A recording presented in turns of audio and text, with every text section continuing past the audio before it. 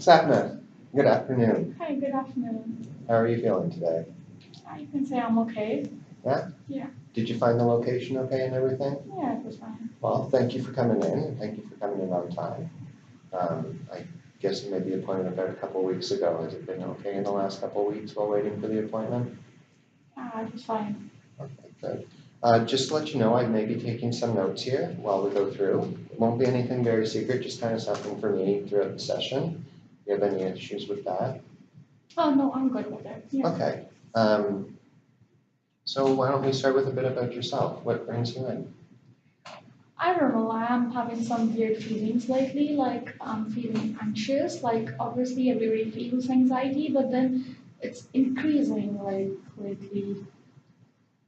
I'm not really, like, really a person who feels anxiety that much.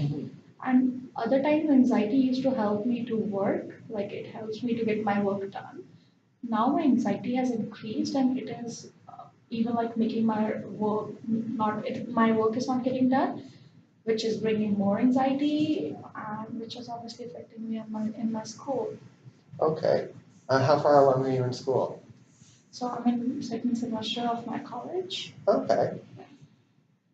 And I guess it's November, so just after midterms, kind of gearing up towards finals now? Yes, just trying to figure out my assignments and preparing myself for finals after like really doing bad on my midterms. Okay. But is school can be stressful in itself. About the midterms, what makes you feel that you did badly? My scores firstly. Secondly, that's what I'm telling. Like otherwise I get anxiety and I sit and study. Firstly, I don't feel like studying anymore. Like I don't get that uh, feel of like just to sit down and study. And the anxiety is so much that I can't concentrate. Otherwise, always my anxiety was helpful. It helps me to concentrate, but now it avoids my concentration. Okay. Um, so you feel that anxiety in the past has kind of helped you along, like when it's a manageable amount of stress. Yeah, you can And say it like that. Yeah. I believe that there are, I can't quote any right now, but I believe there are studies that do state kind of the same thing under certain amounts of manageable stress. Yeah. People do perform either at the level that they want to or better. Yeah, that's why like I never seek any psychologist before because that anxiety always helped me. That was a positive anxiety for me. But now it's increasing. I never like sweat my hands when I'm anxious. Now my hands start sweating, and it's just like it makes me feel sleepy instead of like being up. I feel like just staying in bed and like just sleep. I like watching TV and stuff. It's been so long I haven't watched TV or anything. You mentioned that you didn't seek kind of any kind of counseling in the past because you always thought that that was kind of something that helping you. Do you have any feelings about feeling that you need to seek counseling now? Yeah, I do because how it is like changing. It is not bringing me out of my bed. I'm ending up every day in my bed, not doing anything, not finishing my work on time, not studying for my exams, and even not even watching my TV. Like I love watching TV. I'm not going out. I'm not watching TV. I'm just in bed, not even using my phone or tab. I'm just lying in my bed. Okay, so from what I'm hearing there, that there's a bit of anxiety too about needing the help from a counselor. And all the anxiety kind of piling up is getting you into a bit of a stuck space where you're not able to Yeah, you can really say like that. get anything done, even self-care, even kind of relaxation or enjoyable things. Is that a fair assessment? Yeah. Okay. Um, well, I'd like to just say that thank you for coming in. You said that it's been a very big struggle for you getting to class, doing your homework, even watching TV. So thank you for coming in today for our appointment. Excellent on you. That does take a lot of strength when someone's in kind of a state of mind where you kind of feel that you are right now. So thank you for that. And what do I kind of want to address here is those, how does it make you feel that you're not, like there's the anxiety that's kind of keeping you locked down. How does that make you feel not being able to continue getting anything done that's kind of piling up now? Yeah, that's what like my anxiety, I guess, is the reason of me overthinking my rumination, you can say. It's like I keep on thinking about failing in life and everything, and now on top of that, anxiety is making everything worse. I'm not able to do anything, so I feel like I'm just like gonna fail. I won't be ever able to like get my dreams come true, or like I won't be able to reach my aims or anything. Like I feel like I'm going to be a big time loser. So you mentioned a bit earlier that your midterm marks were really poor, just based on the marks alone. What what was the average of those marks? I assume that you're in about 7 to 8 courses. What was about the average, or the lowest and the highest mark? Let's go with that. So the highest was 90, Mhm. and the lowest was 60. 60. And what what benchmark kind of mark would you give yourself to if all your marks were above that you would then say, I've done a So good if job? my all marks were like above 80, I would be like more satisfied and happy. But like these marks, I don't blame anyone. I blame myself. I didn't study at all. I couldn't get myself to study. Even having time, I couldn't concentrate. All I could like wish is to just go back and sleep, or I don't even sleep. Once I'm up, I can't go back to sleep. I just like lie down on my bed. That's what happens.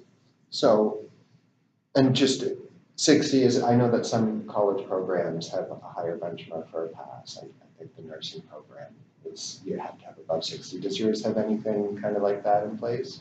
I don't think so. Okay. I'm not sure. So a bit of what I'm hearing is you have the anxiety and you went through your midterms. They didn't come back to your hopes or what you set as a standard for yourself as being good.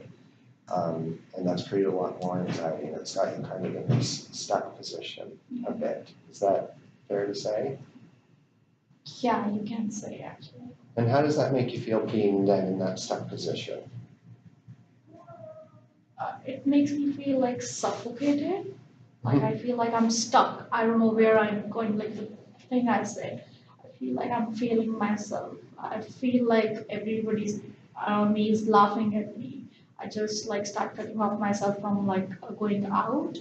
I have find myself like lately not attending the lecture after my marks are announced because I feel like I like just get into the class and everybody will be laughing at me.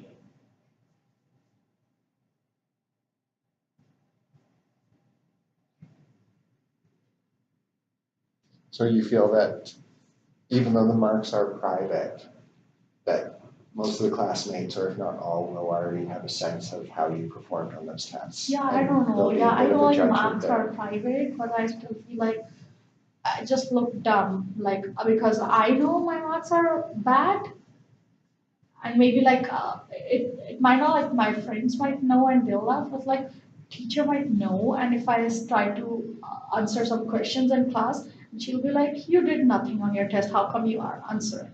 Like I feel like that. Like a teacher might laugh. Obviously, teacher's not going to laugh on me, but then I do feel like my professors might laugh on me if I try to participate in class after going in there because they know my marks.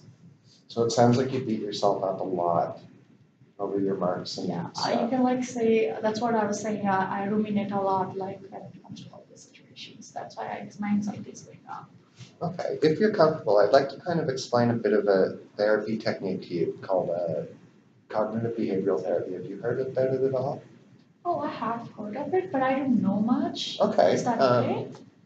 That's okay. We can explain it before we kind of go forward. I'm going to use this whiteboard here just to kind of, and the reason why I think that we could work well within this technique is you're explaining, from what I hear, explaining a lot of thought process going into your behaviors and whatnot, and your thoughts generating feelings, which generates behavior, which kind of generates those thoughts again. And it seems to be a bit of a cycle for you. Yeah, it is. Yeah. Now after you said.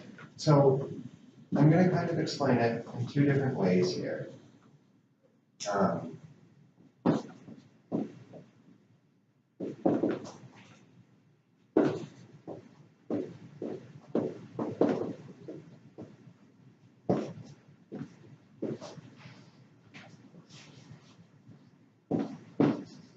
So the easiest way, or generally one of the ways that people a lot of the time look at cognitive behavioral therapy is the ABC model.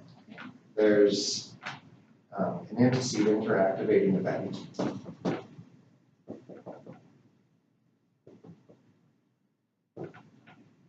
Which triggers a belief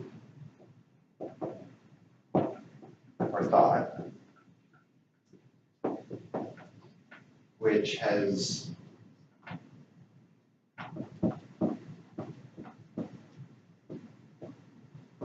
a consequence on our feelings, and ultimately actions.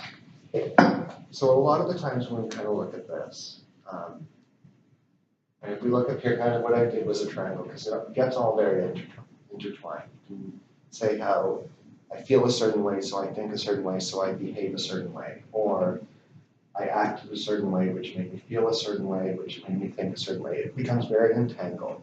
One of the hardest things to change is how we feel about something. That is very much inherent to our characters. We can't always really necessitate change by trying to just change our feelings. What we find is sad or anxiety or stressful, that's something that we feel. We can't just change that feeling by forcing another feeling on top. But if we try to work in changing our thoughts or our behaviors, for now we're going to try and work more on the thought, because it has such a relationship with the feelings, because it has such a relationship with the behaviors. We hope that by kind of working in the thoughts and changing the thoughts, that we'll be able to change our feelings and our behaviors just because they are entwined. Yeah. Does that kind of make sense? Yeah, I do. You can't force feelings to change, but if you change your thoughts, Yeah. you might feel differently. Yeah, right. Kind of. So, in your situation, in the most general sense, I'm not trying to minimize everything that you've explained. I am kind of putting it into a bit of a nutshell here. Okay. I'm not ignoring the rest of it. Just to narrow it in, we had midterm marks.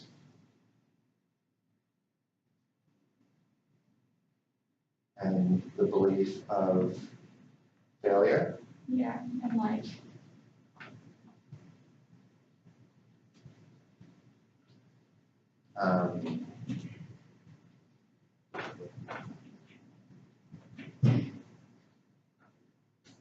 Failure in life, which generated feelings of anxiety,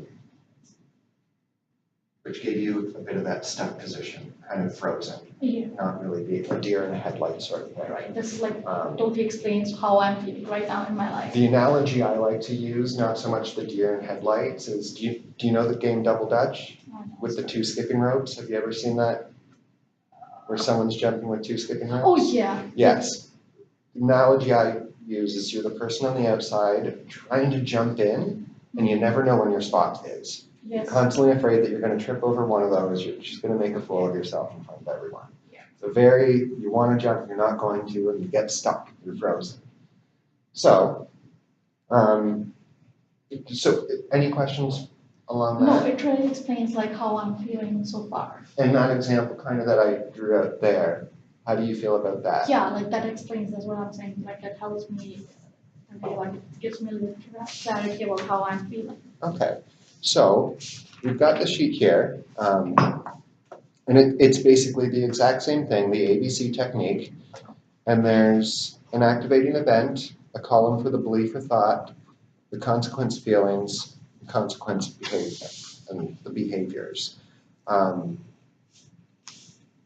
So kind of working a bit more with what you explained to me, can you think of another activating event in the past week that really brought on that? Any type of feeling like that? Like obviously my midterm just got finished last week. Mm-hmm. So it was like some of my scores which were like getting updated. So they were bringing me back to all these thoughts. And on the same hand, right now there's like a placement thing going on. Okay. So in my next semester, I'm supposed to do some placements. Yep. So I'm not really hearing back from any places, or if I'm hearing back, there's always some negative feedback. So I feel like I'm not going to get one. I'm going to feel like that's again a triggering event for me right now. Okay, so we did this one on the board, so let's kind of take that example here. I'll let you have the pen. Okay. So in that explanation with the placement that you just explained, what would you say the activating event would be? What would, So, filing for placements will be activating event for me. excellent, yeah. So so hearing back from the placements, either the denial or just not hearing back, what's the belief that comes in with that next? It makes me feel like I'm going to fail. And the consequence, the feelings? Anxiety. Yep. And the behaviors that you kind of find that you yourself? Oh, I'm not completing my work on time. I'm just like laid back. So a bit more of that stuck thing. Yeah, laid back, or you can say stuck. So this sheet here really just gives us starting like a jumping off point in CBT. If you're agreeable, would you be able to work with this for a week and kind of take it home? Oh, yes. Okay, excellent. So that's perfect. We're going to kind of work with that example right now. And also in cognitive therapy, they talk a lot about cognitive distortions, and there's a lot of common ones. You might have heard some people all or nothing thinking, black or white thinking. That's a very common thing to hear, just in layman's terms. Yeah. It's very black and white thinking. So in cognitive behavioral therapy, they've got a couple here. The most common ones here, like I said, all or nothing thinking, the mental filter, only paying attention to certain types of evidence, jumping to conclusions, emotional reasoning, labeling, so calling yourself stupid or putting labels right on yourself, overgeneralizing, which seeing a pattern based upon a single event or being overly broad in the conclusion we draw, disqualifying positives, discounting the good things that have happened to us, catastrophizing, blowing things out of proportion, should or musting. The humorous ways that I have heard that explained is shitting the bed. People shit all over themselves. So setting a standard to yourself and holding that to it. I should have done this. I should have done that. Or I must do this and I must do that. Or personalization. This is all my fault. Can you see yourself anywhere a bit on this sheet with kind of just those very general, broad?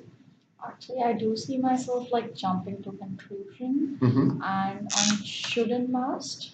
Mm-hmm. And I guess everywhere, but then like mostly on these two.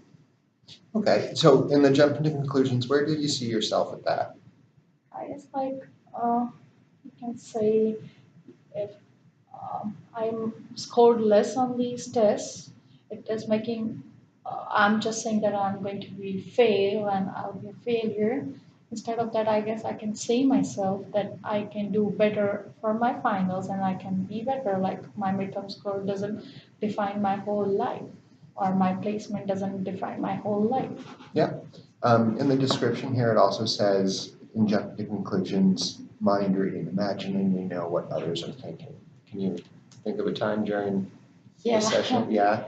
Yeah, just how I said, like I try to avoid to go class. I was like, I jumped to a conclusion that teacher is going to keep that thing in my her mind, like how much I scored, and she's going to laugh at me if I try to participate in class after scoring like less score.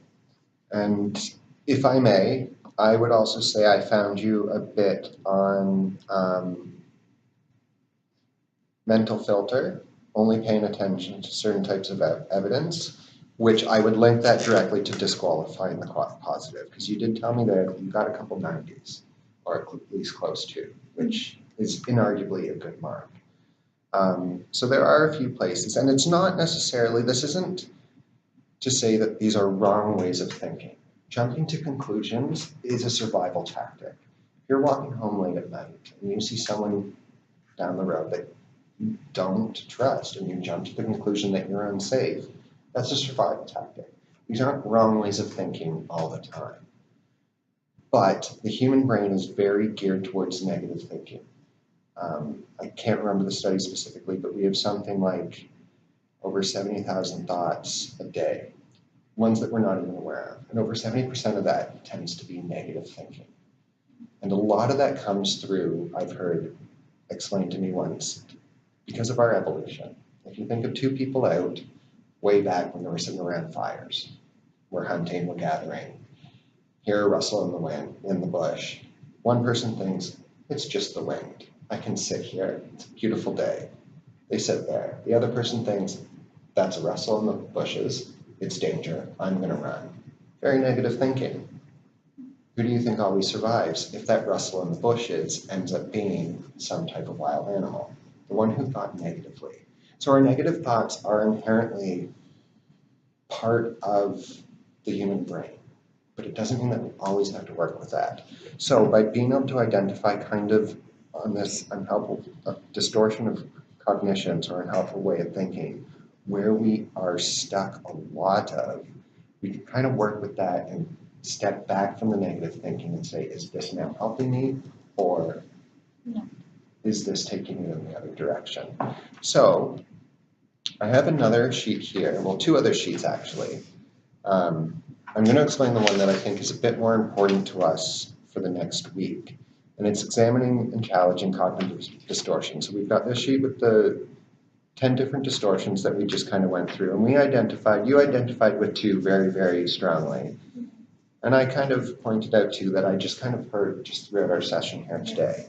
So with this sheet, based on our discussion, you kind of write down 3 types of your most susceptible way of thinking, the cognitive distortions or negative thought patterns.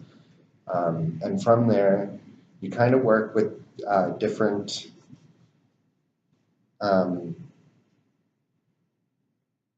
challenging those different, my apologies, those unhelpful ways of thinking after you can identify. So that way, kind of working with the ABC technique, after you've got this full column of activating events and beliefs, you can kind of see if you're falling into the top 3 there that you put down, and kind of see where else on this page you might be. Not to overload you. Do you feel okay with this so far?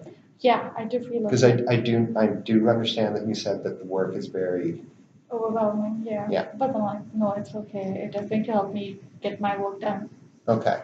So for this one, the ABC technique, we're just going through very basic. This one, I just want the different distortions that you identify with based on that.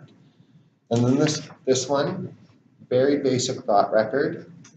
Thought, I think, therefore I feel. Just to kind of see where next week we can take this one step further, where we can narrow in kind of a bit more on where your negative core beliefs are, which is a bit deeper into cognitive therapy and kind of works with what we gather through these. How does that sound to you? Oh, that sounds good to me. Not too overwhelming or No. anything? And that said, if even just, did you get here by bus today or drive? Or Oh, by bus. by bus? Even if just by going over these on the bus ride home and kind of getting them in your head. I know it's not easy to carry these around all day, every day. You could either have them by your bed at night so you can think over the day and fill it out, or just not memorize it, but have it consciously in your head from today so that next week you kind of already thought about it a bit, even if you haven't written everything down. And we can kind of go from there and fill in a bit of the blanks and kind of see where our next step to move is.